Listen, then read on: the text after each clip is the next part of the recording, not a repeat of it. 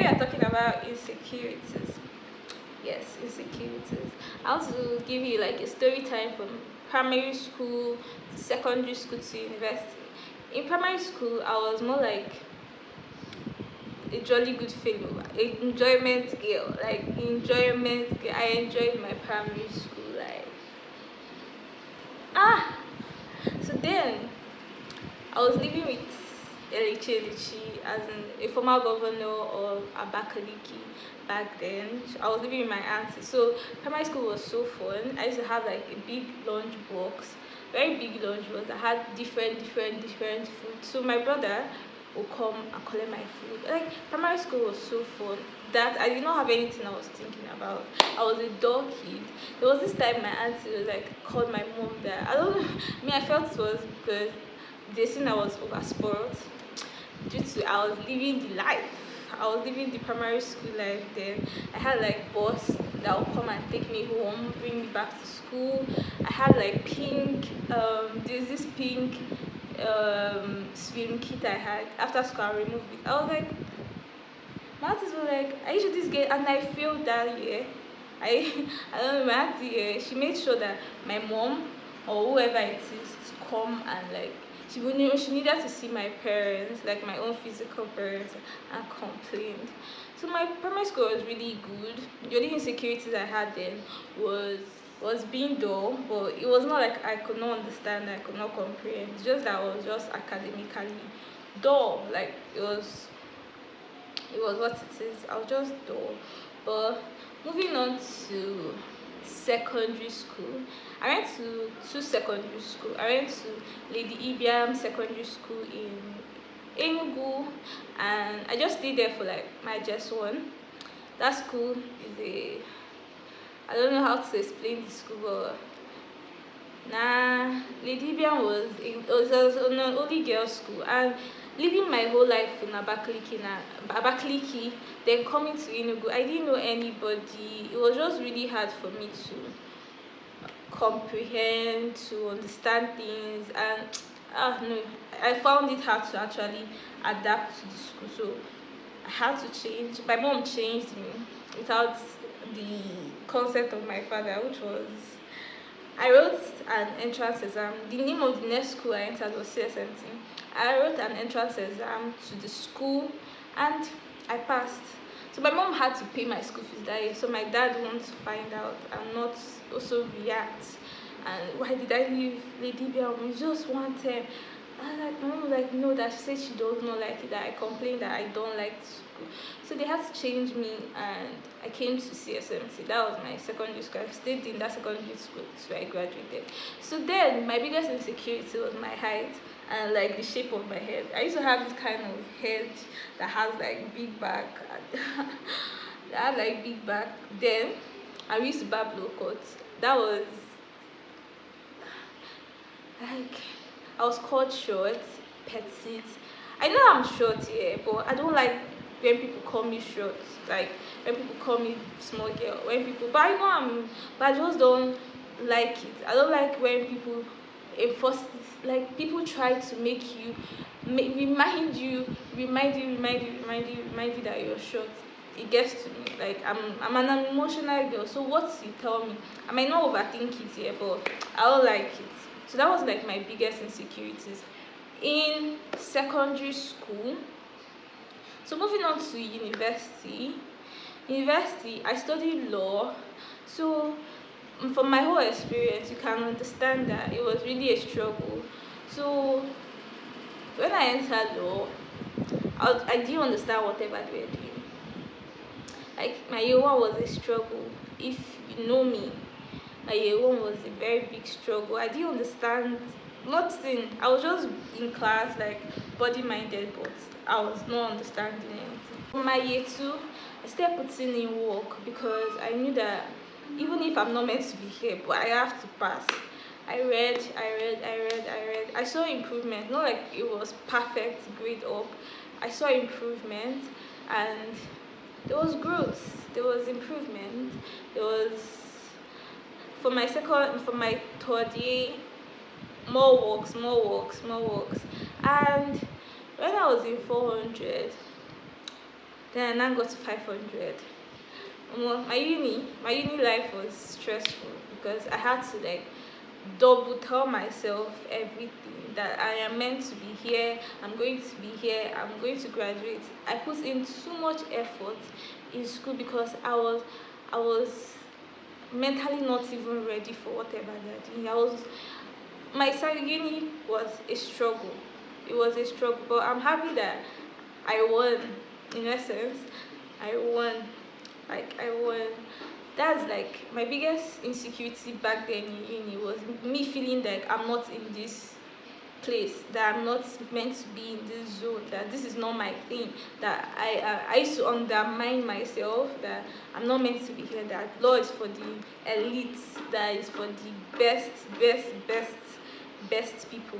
I was like, I cannot be here. What am I doing here? I remember that there was this time in my year one, I told my mom that I want to apply for JAM, that I want to go to a lesser course, that the pressure of law is too much. But thank God I didn't go on with that idea. I didn't even see the need again. I was like, I've started and I will continue it. So why not? Why not if not? Today I'm a law graduate. I don't know what the future holds. I'll go to law school. I pray that area does not even choke me, since I'm growing up the mental capacity to hold and also to believe myself the more. I'm growing the force and everything I need to be better. I know that I can actually do this thing. This is what these people are doing. Why can't I do it? Why will you always come to as a struggle for me? No. So that's my insecurity story. So I want to relate my insecurity story to how I'm becoming that better version of myself. That's becoming that girl. So after uni, I was already running my business before. I mean, like I was running my business in university in 500 level. So I feel what improved my mental and my love, my confidence was running a business, starting to run a business, because it exposed me. I cannot say I don't want to write to you, because I hate writing to people because I have English phobia. Like I could not write well, or had to double read everything, because you can't come and send a customer rubbish text message. You're not selling yourself out, you're not selling your brand out. So I had to sit down, write, be articulative of my words, everything. The way I talk to my team, everything mattered.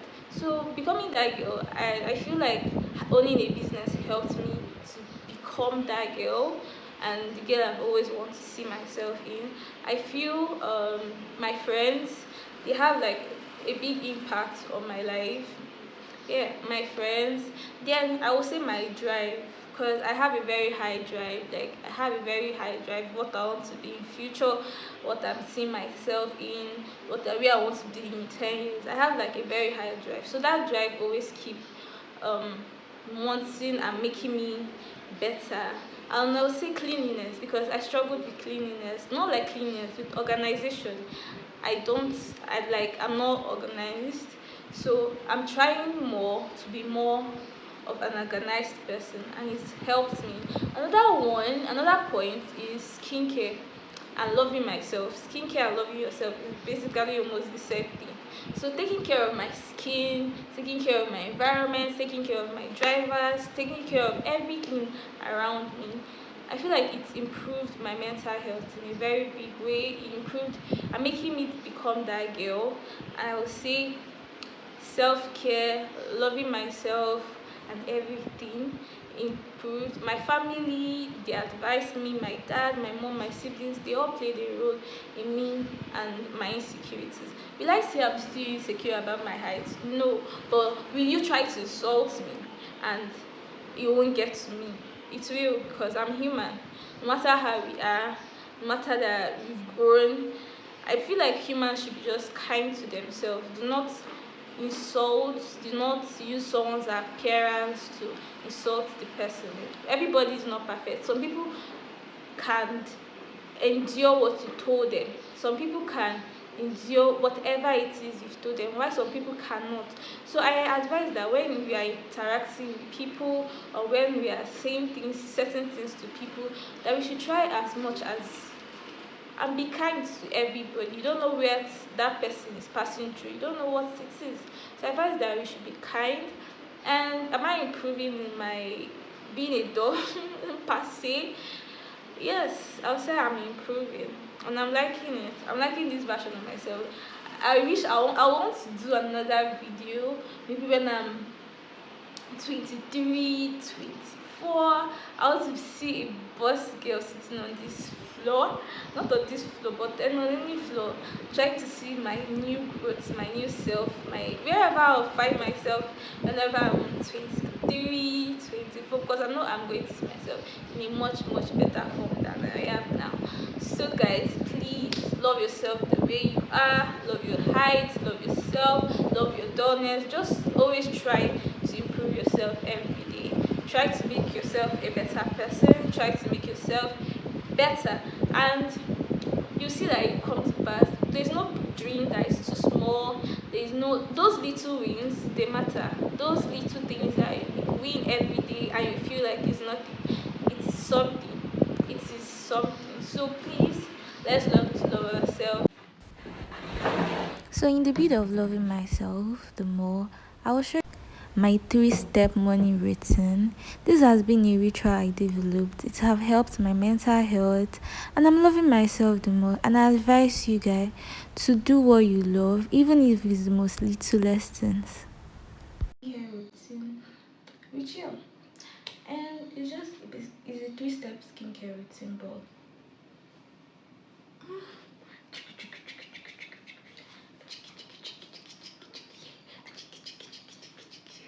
so please, let's get into it.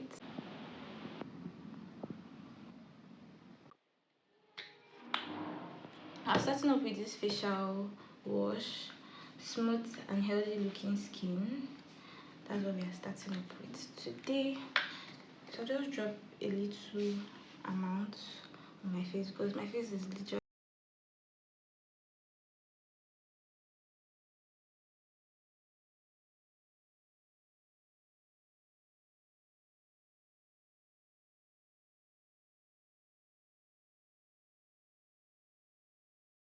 This could be good for me. Lately I was feeling like I need a purpose. But when you talk to me, give me the impression that I won't scratch your surface. And I could walk for days, searching for your praise. But is it even there to find? Is there a chance for me to learn your memories? Will I slowly? So the next step is a simple hydrating light moisturizer.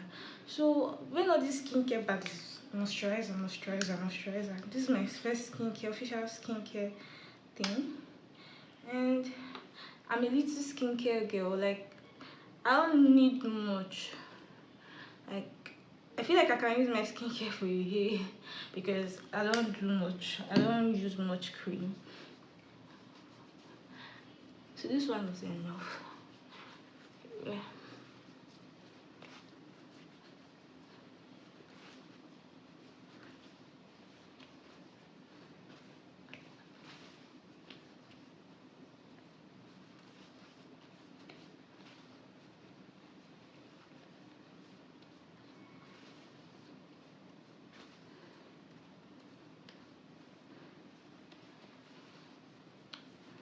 So the next step is the skincare.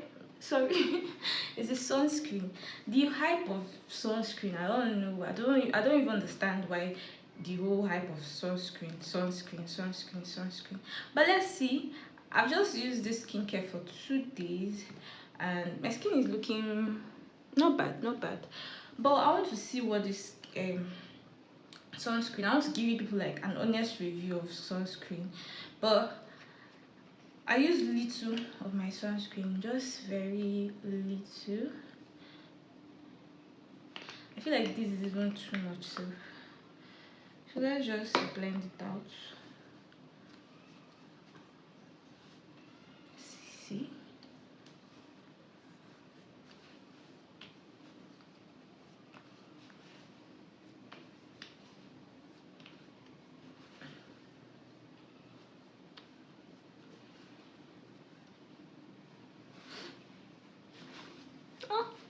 chicken.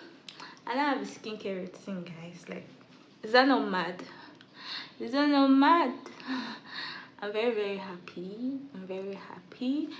Always wanted these two things, like these two things, because I feel like it's simple, as the name implies, a simple skincare. You don't need to do too much. This is my first official skincare, guys. So I don't know until I feel the need of adding an extra one, based on what I feel, on what I'm noticing for my skin, not just hype, what I'm noticing before I get another one. But my sunscreen, my facial wash, and the moisturizer, just 3 steps. I'm okay. I'm fine. I'm fine. And that's my skincare routine, guys.